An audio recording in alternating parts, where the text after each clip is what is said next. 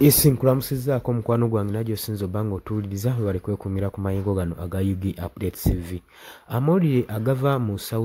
Sudan galaga nti nno amagye g'eggwanga erya Sudan gamaze okuba nga gawamba ekibuga Khartoum.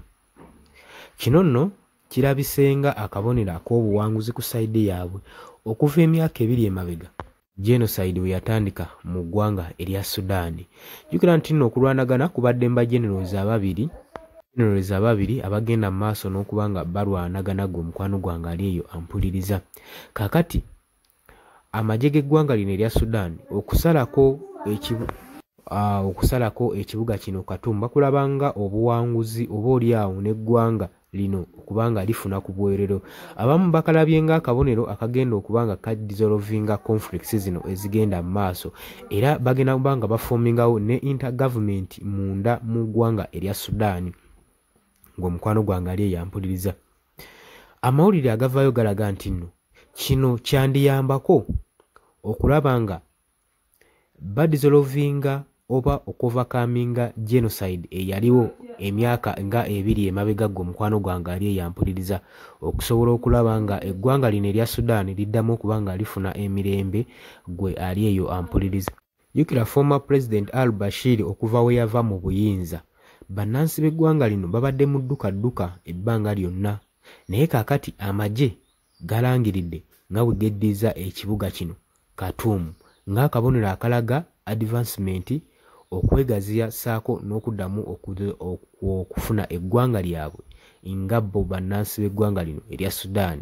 Olutalo luno olubadde lumaze emyaka n'emyaka okubanga lusobola okubeera nga lukomekkerezebwa gwe mukwano gwange ali yampuliriza. Newankubadde eyo mu ggwanga waliyo olutalo, jjukira nti nno neno Maserengeta olutalo lukyagenda mu maaso wakati wa kabinja k'abavubuka saako ne president ne government y'eggwanga erya Sudan, ng'olutalo luli wakati wa vice president saako ne president, era lukyagendera ddala mu maaso gwe mukwano gwange ali yampuliriza mu kibuga Juba. Jjukira nti n'amagye ga Uganda gadiployingibwayo dda okusobola okulaba nga dissolvinga embeera, naye ebivaayo biraga nti nno eggwanga erya Sudan amagye gaayo gatandise okuba nga gacomplaininga ng'eggwanga nga ejje ekkulu erya Uganda erya UPDF erikozesa chemical weapons okulaba nga bagugumbulula abayekera abali mu ggwanga eryo. Oli ku UG Update TV kosinza obanga otuuliza bali kwekumira ku UG Update TV. Tegeeza nti nno gwe agala otweyungako kirira wansi waliwo ekigambo subscribe kikoneko obeere ng'otweyungako. Wabula mmwe abali mu diaspora nammwe mbaanirizaako nnyo mwe bali kwekuumira ku UG Updates. Yes, oli ku UG Update TV kosinzira okuba ng'otuuliza gwe omukwano gwange yonna yenna ali eyo. Gwe naggambye agala otweyungako, agala okweyunga ku channel eno, kirira wansi waliwo ekigambo subscribe kikoneko okoonene mukadde. Temwerabirako na mukadde kubanga akadde ako mukwano gwange gakuyambako nnyo okuleetera notification message bwe wabanga waliwo information yonna gye tutaddeko. Ate buli wo subscribing obeera otufollowinze, kitegeeza buli kimu kye tunaateekako ojja kubanga okifuna gwe omukwano gwange. Leka okipingwe ng'oli updated ku buli kimu ekigenda mu maaso mu ggwanga gwali yampuliriza. Abali mu Qatar, Oman, Dubai, Saudi Arabia,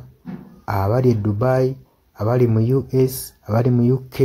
abali Canada, abali mu South Africa, nammwe abali mu Ndwane Kenya, nalekaani menyani, nammwe abali mu Asia matumiddeko nnyo mwe bali kwekuumira ku UG Update TV, mwe mbeezezzaawo amayengo gano aga UG Update TV. Mikwano gyange sola beebaza kinnoomu, wabula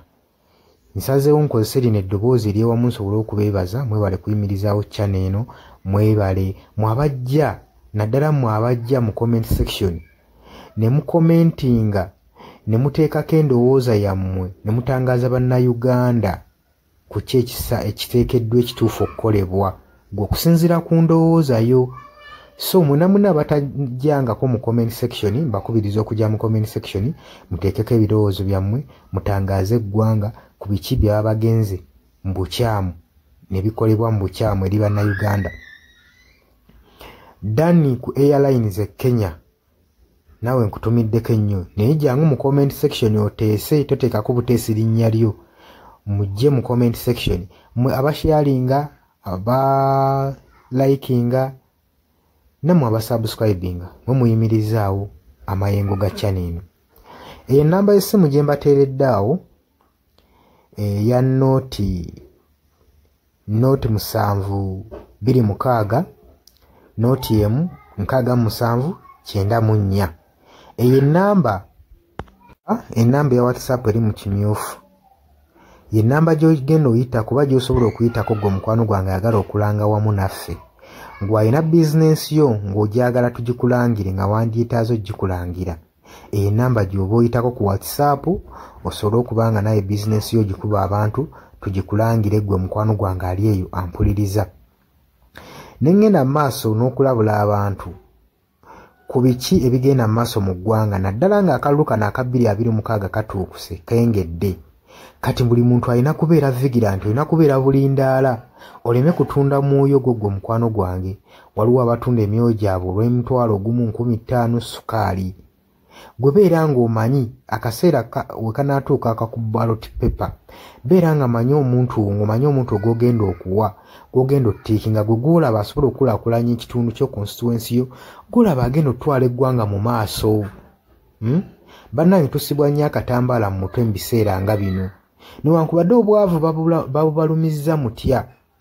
totunda mwoyo gwo ku lw'akantu katono wabula saasira ku ggwanga lyo osaasire ne ku zadde lyo osaasire ne ku future weenaabeera lowooza ku by'emu maaso weewaawo abamu muyinza okulowooza ng'ebyatabakwatako nga tebikwatako naye ensobi yonna yonna ekolebwa eiza relative sengaawo maamawo kojjaawo biyinza otutuuka ng'ekyo ekizibu gwe kyetooloddeko ate olaba ebikwatirako biyinza otutuuka esa ne byetooloola ne bifundikira nga bikkutteko gwe mukwano gwange ali eyo so kyenva nkubiriza baganda bange mwenna bali ku Yugi Updates TV ogenda maaso n'okusharinga information eno baganda baffe beebereremu ate era baleme kutunda mwoyo gwa ggwanga babeere nga batambulira ku mazima nga bayimirira ku mazima nga bayimirirawo ku lw'eggwanga lyaffe erijja mu maaso ku lwa future y'abantu baffe n'eggwanga lyaffe mu maaso kubanga buli muntu ekigenda mu maaso kati akiraba bw'atalaba kigenda mu maaso nkakasa obeera muzibe ate era ne muzibe naye alina byawulira ebimukyemula omutima kati n'amanya nti no mu ggwanga mulimu kino so nkubiriza buli omu obeere lalabayi wa munno osobole okuba nga oli kalabaalaba w'oyo ku biki ebigenda mu maaso obakubirize n'omubakubiriza waliwo abali mu byalo nga tebamanyi kigenda mu maaso mubaagaliza osubscribinga ku mikutu gino bategere ebigenda mu maaso mu ggwanga lyaffe wakati smartphone zajja gwe mukwano gwange ali eyo wabula mbaagaliza olunaku olulungi mubale kwekumira ku Yugi Updates TV mubatana subscribinga mugere maaso n'okusubscribinga mbaagala nnyo era mweraba.